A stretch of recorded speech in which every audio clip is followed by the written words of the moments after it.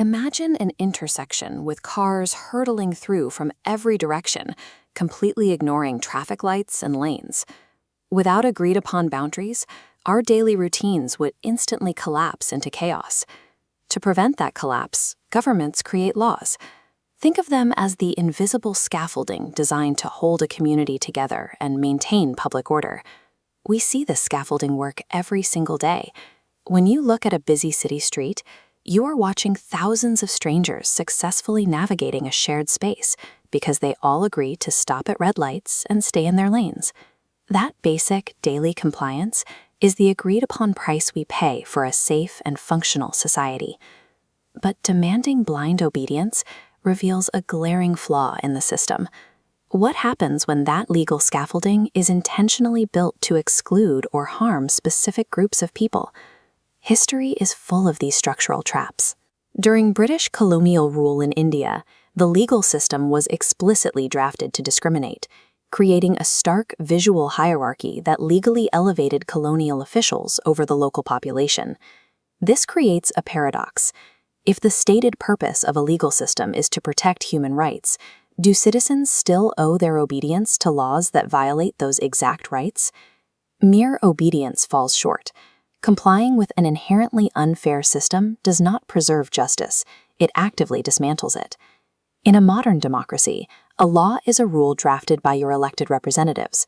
The goal of that legislation is to guarantee equality. To ensure this equality, democratic systems rely on the rule of law. It acts as the ultimate equalizer.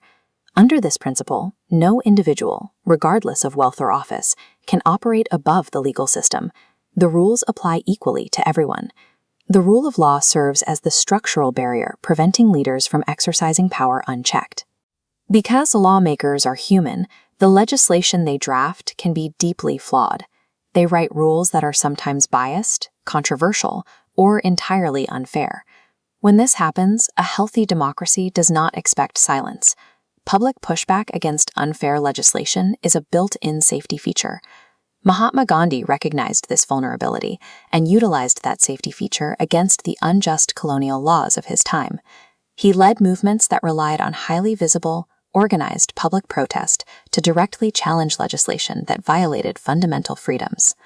When a law fails to deliver justice, citizens have a democratic responsibility to step in, raise their voices, and force a system correction. When a community challenges an unjust law, they are refining their legal code to better reflect the rights of its members. Historically, this kind of pushback has forced governments to write entirely new laws specifically designed to prevent discrimination and protect vulnerable populations. Take the exploitation of children in factories.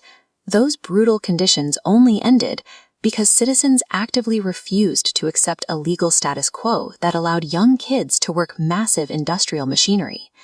The everyday protections we take for granted right now only exist because people in the past actively challenged unfair laws. The legal system functions as both a protective shield and a tool that requires constant citizen maintenance. Governments and static documents cannot passively guarantee peace or equality on their own. A truly healthy democratic society relies on citizens who understand when to follow the rules that keep us safe and when to fight the ones that cause harm.